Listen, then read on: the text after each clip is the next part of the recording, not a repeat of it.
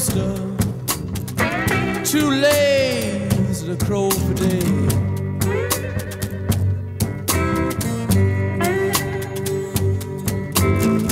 I am the little red rooster, too lazy to crow for day.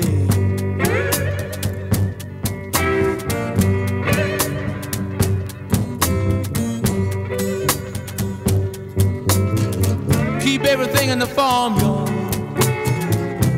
upset in every way.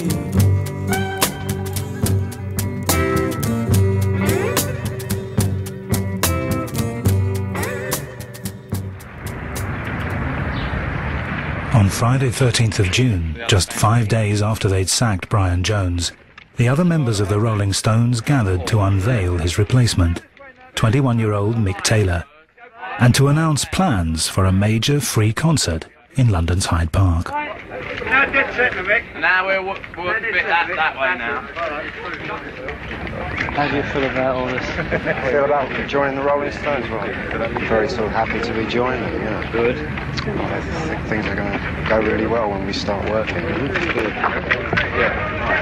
But as the Rolling Stones were busy planning future success, back at Cotchford Farm, Brian Jones was entering the last 3 weeks of his life. 3 weeks in which a builder from London would play a central role. His name was Frank Thorogood, and he'd been introduced to Brian Jones by Rolling Stones road manager Tom Keelock. Frank's role within the household was not simply as just the builder, living builder. He became Brian's cook, Brian's gopher, Brian's security man, you know, Brian's Mr. Fix-It, for want of a better word, which of course is what previously Tom had been. He liked him there. He had nobody there. He had to have Frank there. And as I say, he wanted to get this together, that together, and Frank could, you know, do his job. And then he changed his mind. Oh, no, I don't want that. I want to rip out and do this. Oh, very difficult thing for Frank to do. And there's lots of rumours about Frank took umbrage because he owed him a lot of money. He only owed him $2,000. But there's no way that he had an argument with him owing him money. But on the morning of the 2nd of July 1969, the simmering tensions between Jones and Frank Thorogood finally boiled over. In a fit of rage, Jones accused the builder of taking advantage of him and told him he was sacked. Well, you know, it was, a very hot, nice summer day. And we had, I think Brian went sort of around, walking around saying, oh, Frank must be mad at me, and because I sacked him and he didn't get, you know, I stopped his money and all that.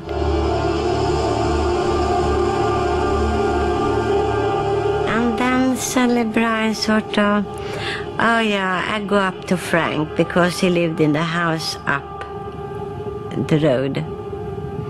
And I just talked to him.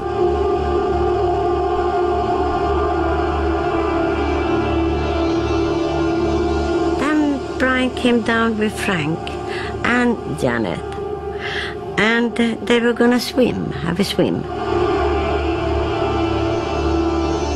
There were 4 people gathered at Cotchford Farm on that hot summer's night.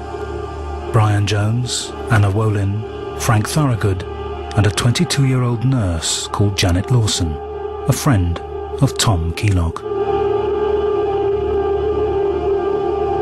We got back here about 8, and he was having a swim. And I went round and had a swim as well, and I'd had a drink myself.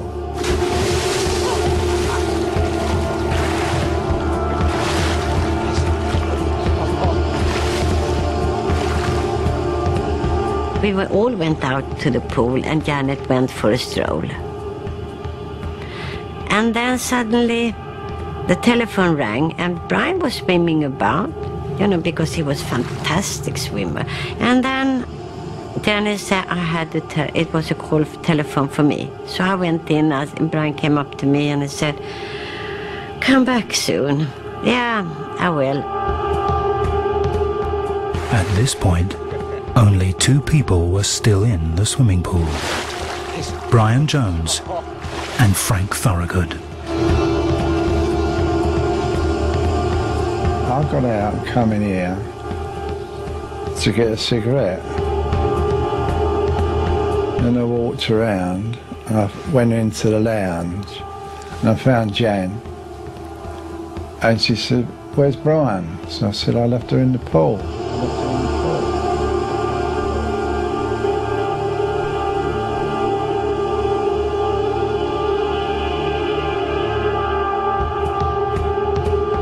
Then Janet came out. I heard from the window that she was calling for me. And I think something happened to Brian. So I rushed down. And then I saw Frank in the kitchen. And I rushed out and I dived into the pool. And then I called for Frank, "Come and help me." Then Janet came up and we tried to save his life, rescue him.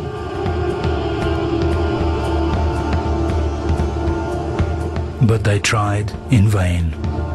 By now, Brian Jones, rock star and founding member of one of the biggest bands in history, was already dead.